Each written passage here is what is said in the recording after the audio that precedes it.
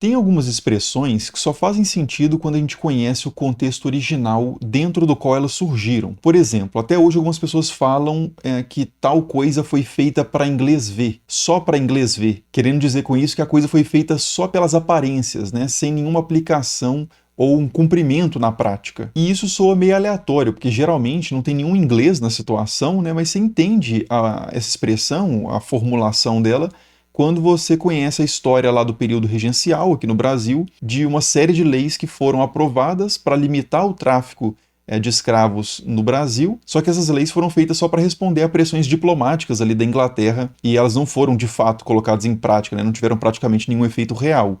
Foram feitas só para inglês ver. Na Bíblia também tem algumas passagens que fazem bem mais sentido quando a gente conhece o contexto original, né? E um exemplo aparece ali no Sermão da Montanha, ou Sermão do Monte, quando Jesus diz basicamente para as pessoas não revidarem a violência, né? Se alguém te bater numa face, ofereça também a outra. Ou se te forçarem a andar uma milha, ande duas. A primeira situação é bem simples, né, de tomar um tapa na cara, mas a segunda parece um pouco mais específica, né, tipo assim, soa um pouco estranho. Por que alguém forçaria outra pessoa a andar uma milha, né? Para onde que essa pessoa vai andar? Para quê? Quem faria isso? Hoje a gente pode se fazer essas perguntas, né, mas no contexto original os leitores entendiam de cara o significado daquilo, né? A milha, que é chamada inclusive no texto original, que é grego, por uma palavra emprestada do latim, million, é uma unidade de medida romana, né, especificamente romana, que é mais ou menos 1,5 m. E a palavra para compelir alguém a andar essa milha vem de um termo emprestado do persa, relacionado a trabalhos forçados, que eram trabalhos ali que civis deveriam fazer caso algum representante do poder imperial ordenasse. Por exemplo, se um chefe militar pedisse para os civis levarem mantimentos ali para os soldados num acampamento qualquer, isso deveria ser cumprido. Ou se um centurião pedisse para um civil carregar o equipamento dele, né, a bagagem dele, por assim dizer, por uma certa distância, isso também deveria ser obedecido. Então é a isso que Jesus faz referência na passagem lá da milha adicional, né? Se alguma autoridade romana, que muita gente ali na Judéia considerava como ilegítima, te forçar a fazer um serviço, mesmo que você não considere isso razoável, faça e faça ainda mais, né? Se pedirem para andar uma milha, ande duas. Não só aceite, mas vá além, né? A mesma ideia lá do se alguém te bater uma face, ofereça a outra. Beleza, só que também tem alguns casos bem discutíveis, né? No mínimo discutíveis, de contextualizações de expressões populares que vira e mexe também aparecem por aí e nem sempre são correções, né? Na verdade são hipercorreções, você tenta corrigir alguma coisa, mas nesse processo você torna aquilo que já estava certo em algo errado. Por exemplo, você já ouviu falar que quem tem boca vai a Roma? Na verdade seria quem tem boca vaia Roma, do verbo vaiar? Ou quem não tem cão caça com gato? Na verdade seria quem não tem cão caça como o gato, né? Da forma como um gato caça? Ou que no dia 12/12, quem faz a primeira compra na Insider tem 24% de desconto em toda a loja? Essa é verdade, né? Eu posso confirmar que isso está certíssimo. Faz sentido, logicamente, né? 12/12, 12 mais 12, 24. Mas para além da lógica, né? Porque tem muita coisa que faz sentido logicamente, mas é falso, né? Mas nesse caso você pode ir lá no site fazer o teste, né? Só clicar no link que está na descrição do vídeo ou no primeiro comentário fixado e colocar o cupom estranha. E aí você pode colocar uma Tech Heavy Slim, como essa aqui, que é a melhor camisa que eu já usei na vida de verdade, e põe lá no carrinho e checa o desconto, né? Então, se você for novo cliente, você vai ter 24% de desconto garantido em tudo, mais os descontos que tem no site adicionais. E se você for cliente já da Insider, você tem desconto também com o cupom estranha, mas não vai chegar aí nos 24 garantido sobre tudo. É uma data especial aí para conquistar os novos clientes, né? Para você finalmente que já está pensando em comprar uma Insider há muito tempo e não comprou ainda, finalmente comprar e garantir também o presente de Natal aí dos seus entes queridos, né? E o seu mesmo também, né? Por que não? Então vai lá na Insider, não deixe passar essa oportunidade. Mas voltando para a questão das expressões, né? Quem tem boca vai a Roma e quem não tem cão caça com gato, eu vou voltar a essas expressões no final do vídeo, né? Porque por enquanto a principal que eu quero analisar aqui é outra expressão bíblica que é mais fácil o camelo passar pelo buraco da agulha do que um rico entrar no reino de Deus, ou no reino dos céus. Isso aparece numa história nos evangelhos em que um rico pergunta para Jesus o que ele precisa fazer para ter a vida eterna. E Jesus responde para ele obedecer os mandamentos, e aí ele fala assim, mas os mandamentos eu já obedeço desde que eu era criancinha. E aí Jesus fala assim, mas falta uma coisa então, vende tudo que você tem e dá para os pobres. E aí o rico fica triste e vai embora, sem fazer isso. E aí Jesus diz, É muito difícil um rico entrar no reino dos céus, é mais fácil um camelo passar pelo buraco da agulha do que um rico entrar no reino dos céus. Beleza.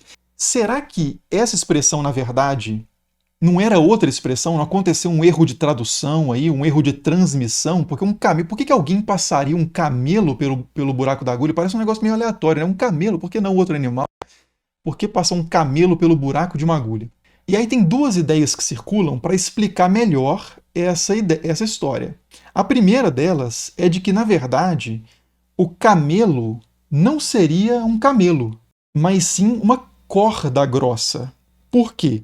Porque em grego, que é a língua em que o Novo Testamento foi escrito, a palavra camelo é camelos, que parece muito o nosso camelo, né? Camelos. E a palavra corda náutica, né? Uma corda grossa usada para amarrar uma âncora, por exemplo, é camilos. A única diferença é a vogal. Em vez do eta, do camelos, que soa como o nosso E, tem um iota, que soa como o nosso I. Então, de camelos para camilos. Então, seria muito fácil algum escriba, né, algum copista, ter trocado a palavra que faz um pouco mais sentido. Tipo assim, é mais fácil você passar uma corda muito grossa pelo buraco de uma agulha do que um rico entrar no reino dos céus. Continua sendo praticamente impossível, né? Aliás, continua sendo impossível. Mas parece fazer mais sentido a coisa. Um camelo é muito mais aleatório do que uma corda grossa, né? E tem até um autor, que é o Cirilo de Alexandria, um cristão antigo, que diz que, na verdade, é isso mesmo. Que a expressão original era camilos. É mais difícil passar uma corda náutica pelo buraco de uma agulha do que um rico entrar no reino dos céus. Ele diz isso explicitamente, no 5º século, se eu não me engano, depois de Cristo. Então é isso, matamos a charada? Não. Essa história tem uma série de problemas. Quais? Primeiro, os principais manuscritos, os melhores manuscritos e mais antigos, trazem camelos mesmo, camelo, e não camilos, corda ou cabo. E os manuscritos que trazem camilos são posteriores, são mais raros, e são de uma época em que tinha acontecido algo linguisticamente que é chamado de iotização no período bizantino, que é quando as vogais, principalmente o eta, né, ele converge para uma pronúncia que lembra muito o iota, ele é pronunciado praticamente como iota. Então fica mais fácil fazer essa confusão mais para frente na história do que era nos tempos efetivamente em que os evangelhos foram escritos. Então é uma leitura anacrônica, né?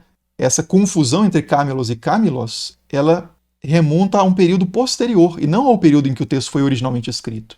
Então essa é a questão do cabo, né? Ah, e tem outro detalhe, que é que existe essa mesma explicação de que na verdade seria uma corda grossa, porque no aramaico a palavra para camelo e a palavra para corda náutica também é a mesma, ou pelo menos as consoantes são as mesmas, algo como gamlá. E de fato, camelo é gamlá, e a gente encontra um texto do dialeto siríaco, né, que é uma forma do aramaico, em que gamlá também significa corda.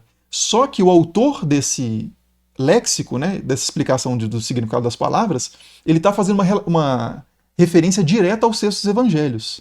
Então é uma ocorrência também tardia, rara, e que está contaminada por essa interpretação que já existia da confusão entre camelos e camilos. Então não é nem um pouco sólido, nem um pouco confirmado historicamente, pelo contrário, essa ideia de que, na verdade, Jesus teria dito corda grossa em vez de camelo. Então, a primeira teoria é essa. Qual que é a segunda teoria para explicar melhor essa expressão de é mais fácil passar o camelo pelo buraco de agulha do que um rico entrar no reino dos céus? Seria de que o camelo é o camelo mesmo, só que a agulha não é uma agulha, e sim um portão. Por quê?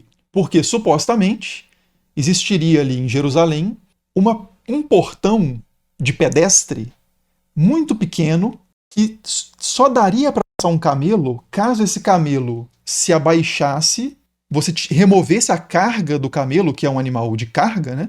Então você remove a carga do camelo, tira ali, por exemplo, mercadorias, riquezas, põe esse camelo de joelho e aí ele consegue passar por esse portão, que é tão pequeno que ele era chamado de buraco da agulha, o fundo da agulha, o olho da agulha, ou fenda da agulha. Então, a referência que Jesus estaria fazendo seria esse portão específico em Jerusalém, porque aí faz sentido, porque é isso que o rico deveria fazer, né? Se ajoelhar, se dobrar, reconhecer a sua a sua dependência de Deus, né, se tornar humilde e se livrar das suas posses, tirar a carga que estava sobre ele, da mesma forma que o camelo deveria fazer para passar por esse portão muito pequeno em Jerusalém. Qual que é o problema dessa história? Muitas vezes as pessoas até mostram imagens desse portão em Jerusalém.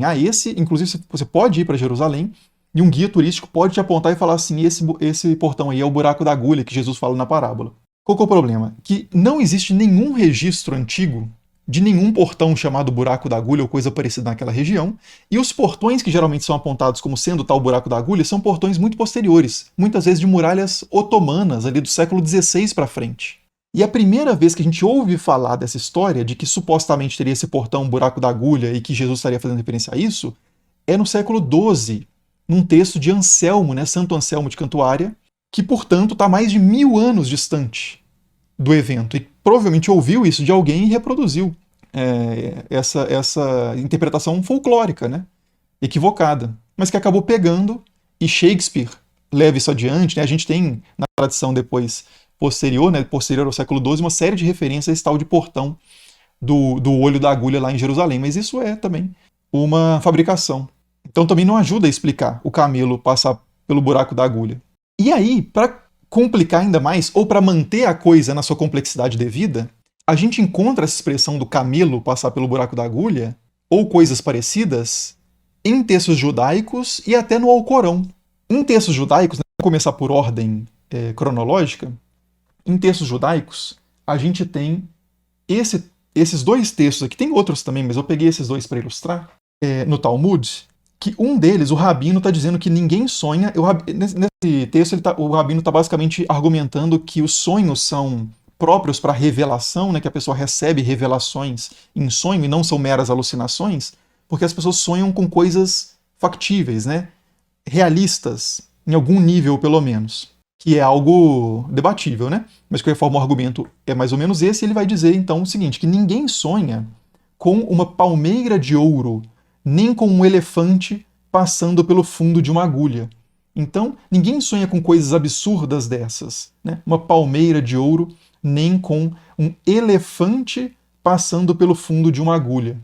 Esse texto ele é de origem babilônica, né, do Talmud da Babilônia. Então, o Rabino está usando o maior animal, uma das maiores coisas que ele conhece, né, o maior animal que ele conhece, que é o elefante, e uma das menores coisas que ele conhece, que é o buraco de uma agulha, e fazendo uma comparação por extremos. É uma hipérbole de impossibilidade, não um exagero para mostrar que é impossível. Então, um elefante passando pelo fundo de uma agulha é algo impossível. E outra passagem do Talmud diz que onde passa um elefante pelo fundo de uma agulha, isto é, onde se entregam a raciocínios falaciosos. Então aqui ele também usa a ideia de passar um elefante pelo fundo de uma agulha como uma forçação de barra, né? Algo que não é natural. Então o pessoal força tanto as interpretações, cria tantos pensamentos especulativos e que não tem nenhuma relação com a realidade, que é como se estivessem passando elefantes pelo buraco de agulhas, né, pelo fundo de agulhas. Então essa parece ser uma expressão, essa forma de pegar um animal muito grande, como o camelo dromedário de carga, ou um elefante e o fundo de uma agulha, para você fazer esse jogo de linguagem, né, essa hipérbole. No Alcorão, a gente também encontra um trecho, só que o Alcorão ele pode ser tirado isso diretamente dos evangelhos, né, porque o Alcorão é pelo menos 500 anos posterior aos evangelhos, mas de qualquer forma na Sura 7, a gente tem esse texto aqui, que diz, aos que desmentem e menosprezam nossas revelações, né, que é Deus falando, né, no plural, aos que desmentem e menosprezam nossas revelações, as portas do céu serão fechadas, e não entrarão no paraíso até que o camelo passe pela fenda de uma agulha. Assim castigamos os pecadores. Então era de fato uma expressão idiomática, né? Passar o camelo pelo buraco de agulha é uma questão de impossibilidade, uma questão de a vaca voar e coisas do tipo. A vaca voar, né? Os porcos voarem. Então esse sentido estranho da expressão passar o cabelo pelo buraco de uma agulha é o sentido real. Às vezes o texto é realmente o que ele parece, né? Às vezes um charuto é só um charuto. E nos próprios evangelhos mesmo, tem uma passagem que Jesus fala que os mestres da lei, eles coam o mosquito, eles filtram o mosquito e engolem o camelo. Isso está em Mateus 23, 24. Que ele está dizendo o seguinte, que as coisas muito que eles são muito, esses mestres da lei são muito rigorosos, muito escrupulosos, muito detalhistas com coisas de menos importância, o mosquito, e são muito negligentes com as coisas de maior importância. Então preferem, por exemplo, não colher trigo no sábado, é mais importante isso do que salvar uma vida, por exemplo. Né? Então, Jesus argumentando nesse sentido, ele faz essa comparação também do engolir um camelo. É uma imagem absurda que pega da questão do tamanho do camelo. É o que importa, né? Então, é uma coisa muito grande, uma coisa muito pequena, não dá, impossível, pronto. É só esse o sentido de comunicação. E aí, a gente volta para as expressões quem tem boca vai a Roma e quem não tem cão caça com gato, que alguns dizem que a primeira seria sobre vaiar, né, e não sobre ir, mas você pode pegar essa expressão em outras línguas e você vai ver que o sentido é sempre de ir, de deslocamento mesmo, de ir a Roma, ou de todos os caminhos levam a Roma. Essa jogada do vai a para vaia, essa mudança, essa correção de vaiar para, na verdade, é vaia, só funciona no português, né? Ou pelo menos só aconteceu, até onde eu sei, no português. O certo é quem tem boca vai a Roma mesmo, no sentido de quem pergunta, quem pede direção, chega onde precisa, né? Chega onde quer ou chega longe. E o quem tem cão caça com gato é isso mesmo também, não tem nada a ver com caçar como o gato caça. Essas versões alternativas que muitas vezes aparecem, né? Essas supostas correções, elas dão um brilho novo para as expressões, mas é um brilho falso. E no caso dos textos bíblicos, às vezes isso acontece também, né? Tipo assim, muitas expressões, elas fazem muito mais sentido, muitos textos bíblicos fazem muito mais sentido quando você vai por trás do texto e encontra a cultura que produziu o texto. Eu fiz um curso especificamente sobre isso, né, que é o Deus entre Deuses, que é da paisagem religiosa ali, da antiga Canaã, dos reinos de Israel e Judá, que quando você conhece mais o contexto que as pessoas da época tinham, você entende melhor o texto. Coisas que se perderam, né, na transmissão, você recupera. Só que em alguns casos, ao tentar tirar algo por trás do texto, em vez de descobrir, de tirar a cobertura para revelar a luz que o próprio texto oferece, a gente está cobrindo o texto, está lançando um novo manto, né, de erro e de ignorância que ofusca mais a luz do texto do que contribui. Mas é divertido, né? Tipo assim, é muito mais interessante a informação de que existe um portão lá em Jerusalém que é muito estreito, e aí o camelo tem que abaixar e tal, e aí essa é uma metáfora que Jesus estava usando. Soa muito mais interessante, né? Refresca o texto, dá um frescor, algo que você sabe e outras pessoas sabem menos, então te dá uma certa emoção de estar meio que por dentro do assunto e tá no in-group, né? Na panelinha dos que conhecem aquela informação. Enfim, tem uma série de questões psicológicas e sociológicas que explicam essa nossa obsessão por esses folclores, mas no fim das contas muitas vezes são folclores, né? São folclore no sentido negativo da palavra, né? Pode ter um sentido positivo também, mas dessas invenções sem pé nem cabeça que dão um frescor para o texto, mas não deveria dar, porque o texto deveria ficar como estava antes. Né? Enfim. Então, tudo isso para falar que a expressão de Jesus, mais fácil o camelo passar pelo fundo de uma agulha do que o rico entrar do reino do céu, é isso mesmo. É que é impossível. E aí Jesus conclui, para o homem é impossível, mas nada é impossível para Deus. O ponto ali é que o rico não consegue comprar o seu acesso ao reino dos céus. Ele não é melhor porque ele é rico, e vai ter muita dificuldade, inclusive, em se alinhar com a vontade de Deus se ele tiver esse apego à riqueza. Né? É mais fácil ele lançar essa riqueza fora para se livrar dessa tentação e conseguir se alinhar com a porta, né, que leva ao reino dos céus. Mas ele não vai conseguir conquistar isso por conta própria, ele não vai conseguir fazer isso por mérito próprio, ele não é melhor do que os outros porque ele é rico, muitas vezes ele é até pior. A gente encontra geralmente essas imagens de ricos no Novo Testamento como figuras que não são muito interessantes, como rico na história de Rico e Lázaro, né? Não é uma regra, porque, sei lá, José de Arimateia é uma figura positiva e é rico também. Mas a ideia é essa, que não pensem que por riquezas as pessoas vão conseguir comprar o reino dos céus. Muitas vezes vai acontecer o contrário. Elas vão se apegar tanto a essas riquezas, mais do que as coisas que têm valor de fato, mais do que acumular tesouros nos céus, vão estar preocupados em acumular tesouro na terra, e não vão entrar no reino de Deus. Né? Não vão entrar no reino de Deus. Então é essa a ideia do texto, né? Não precisa mudar o camelo por corda, mudar o portão por... mudar a agulha para portão, porque são metáforas, né? A coisa não está nos elementos da metáfora, está no sentido, na proposta comunicacional ali no para que essas imagens metafóricas apontam e não para elas mesmas. Enfim.